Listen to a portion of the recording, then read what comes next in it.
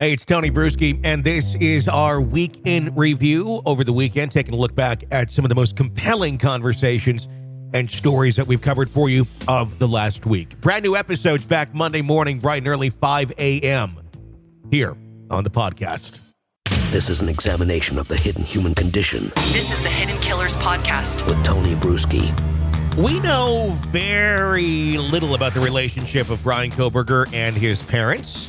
I know a little bit enough to say that his dad was kind enough to drive across the country or fly across the country to then drive back across the country with his son so he wouldn't be alone for taking that very long road trip. So shows some dedication there, love, care for your child, which is good, healthy usually. But let's talk about this a little bit. Siobhan Scott is joining us. She's a psychotherapist and author.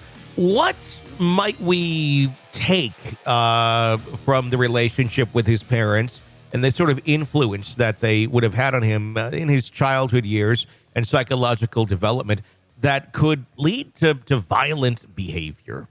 You know, we have heard for years so much about everybody who becomes violent was treated violently as a child, or they had terrible families and lived with abuse. That has not really been proven to be true in long-term studies. For a certain percentage, yes, you will find a certain percentage of violent criminal who were raised in violent homes.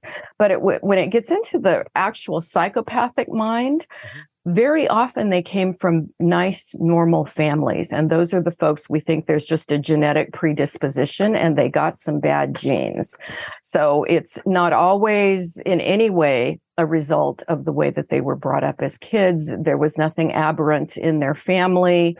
There may have been a grandfather and a great-grandfather or somebody back in the history who had some personality aberrations. And I think that's what we're seeing with some of these families that look to be very normal, you know, but sometimes you can go back generations and see that there were people who were problematic in certain ways, although maybe not murderers, you know, but they committed other offenses or other kinds of crimes. Although it does make you wonder with the way that we can track criminals today and the way that you would be able to solve crimes back then, very different. There was a lot more opportunity, I guess, so to speak. Yes, very true. Heinous crimes and getting away with it. When we talk about his personality and the ability to, you know, one day look, you know, like a fairly normal guy, a little awkward here and there, but I think we all know plenty of awkward people who are in no way near like a Kohberger. Is that a concept of splitting where he's able to compartmentalize two different versions of himself and only access one side when he needs to or wants to, or when the emotion takes him over? Yeah, and there's a certain type of splitting. I think probably a better term would be compartmentalizing. Mm-hmm.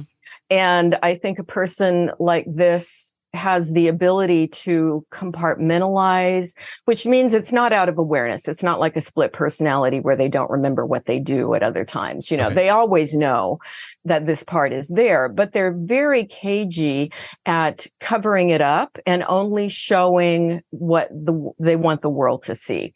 So they can appear to be superficially very normal. Mm-hmm. Although, yes, socially awkward. But yeah, we have all got people in our families who are socially awkward. So you can't attach too much meaning in that. So I think it's the person knows that when they engage in fantasies is when they're alone, it's at night, when they're in private, when they're on the internet, and the rest of the time, it's the mask of sanity.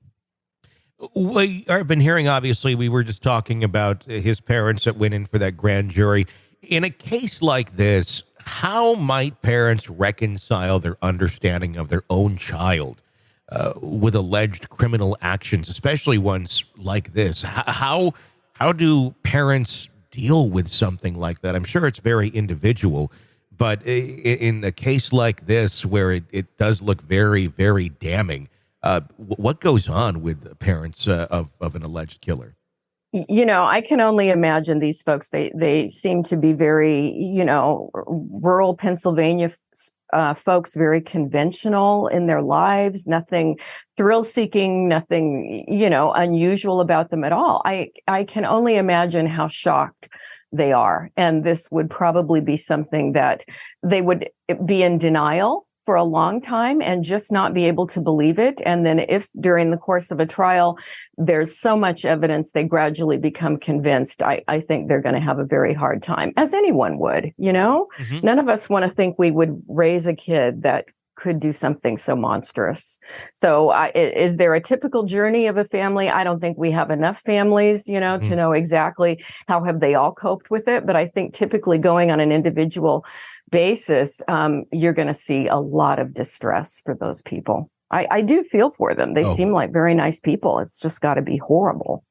Very, very much so. I was just finishing up the book that was written by the daughter of BTK, and hearing her journey of how she went through it, Carrie Rawson. And it's a very fascinating story because a lot of it really reads, like a love story, not in a romantic way, but a father-daughter love story, a love of a father to a daughter and the experiences that she had. And there was never, in her recollection, very many signs of her dad being anything like this. Could he have a temper every now and then? Yes, that certainly is there.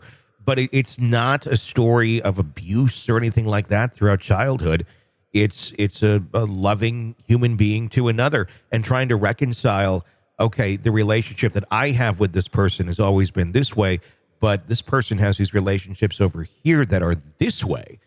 That's got to be so difficult to try and comprehend. Just absolutely horrendous particularly with the BTK, who was so sadistic and planned for such a long period of time before each murder. And I mean, it was just horrible.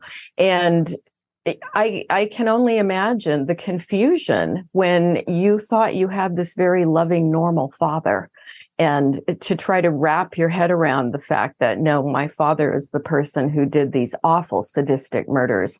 Just, I would think that this is going to be a lifelong journey for her, that her father has colored her entire life, the way that she goes through the world and how she can feel safe in the world, knowing that the person she trusted the most had this secret world. Yeah. It's really, really, really hard for people. It's a journey of healing, I'm sure, that really, truly never ends. Never ends for them. Yeah. This is an examination of the hidden human condition. This is the Hidden Killers Podcast. The Hidden Killers Podcast. With Tony Bruschi. Siobhan Scott, thank you for your insights. Always love having you on. We'll be talking with Siobhan more in the week about the Daybell. So be sure to press subscribe wherever you download podcasts so you don't miss any of our conversations right here. You get an ad-free experience through Apple Podcasts when you subscribe there. Be sure to check that out. I'm Tony Bruschi. Stay with us.